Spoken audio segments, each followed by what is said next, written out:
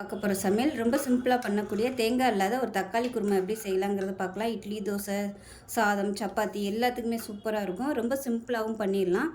வாங்க அது எப்படி செய்யலாங்கிறத பார்க்கலாம். ஜார் எடுத்துக்கலாம். 2 டேபிள் ஸ்பூன் பொட்டுக்கடலை சேர்த்துக்கலாம். 1 டீஸ்பூன் சோம்பு, சின்னதாக ஒரு 3 துண்டு பட்டை, இது எல்லாத்தையுமே நைஸாக பொடி பண்ணிக்கலாம். இப்போ அதே மிக்ஸி ஜாரில் ஒரு 4-5 துண்டு இஞ்சி சேர்த்துக்கலாம். காரத்துக்கு தேவையான அளவுக்கு பச்சை மிளகா சேர்த்துக்கலாம். ஒரு 7 பச்சை மிளகா சேர்த்துருக்கேன்.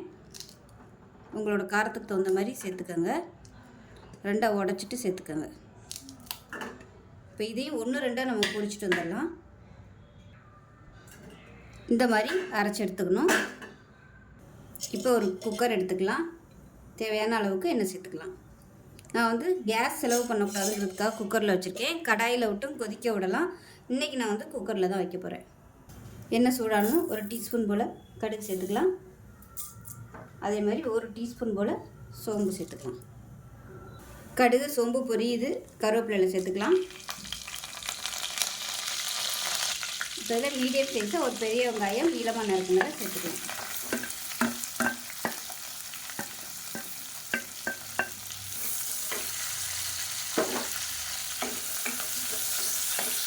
வெங்காயம் வதங்குறதுக்கு உப்பு சேர்த்துக்கலாம். வெங்காயம் இந்த அளவுக்கு வதங்கினா போதும். லைட்டாக அந்த வெங்காயத்தோட வாசனை இருக்கணும். ரொம்ப ப்ரௌனாக வதக்கக்கூடாது. நம்ம இடித்து வச்சுருக்க இஞ்சி பச்சை மிளகாயை சேர்த்துக்கலாம். இதையும் சேர்த்துட்டு நல்லா வதக்கிடுவோம். இப்போ இதில் ஒரு 4 தக்காளி கட் பண்ணி வச்சுருக்கேன். அதையும் சேர்த்துக்கலாம். மஞ்சள்தூள் சேர்த்துக்கலாம். 1/4 டீஸ்பூன் போல். இப்போ இது வதங்கட்டும். இந்த சைடு பார்த்திங்கன்னா நம்ம பொடிச்சு வச்சுருந்த பொட்டுக்கல்ல சோம்பு பொடிச்சதுலேருந்து பாதி எடுத்திருக்கேன். இதை தண்ணி ஊற்றி கரைச்சி வச்சுக்கலாம். இதில் பார்த்திங்கன்னா இதே மாதிரி இன்னொரு பங்கு மிச்சம் இருக்குது. வேணுங்கிற அளவு யூஸ் பண்ணிட்டு மிச்சத்தை வச்சிட்டோம்னா அடுத்து யூஸ் பண்ணிக்கலாம். இப்போ பாருங்கள் தக்காளி ஓரளவுக்கு நல்லா மசிய ஆரம்பிச்சிச்சு. இந்த ஸ்டேஜில் தண்ணி சேர்த்துக்கலாம். தண்ணி சேர்த்துட்டு நம்ம கரைச்சி வச்சுருக்க இந்த பொட்டுக்கடலை சோம்பு பொடியையும் சேர்த்துக்கலாம்.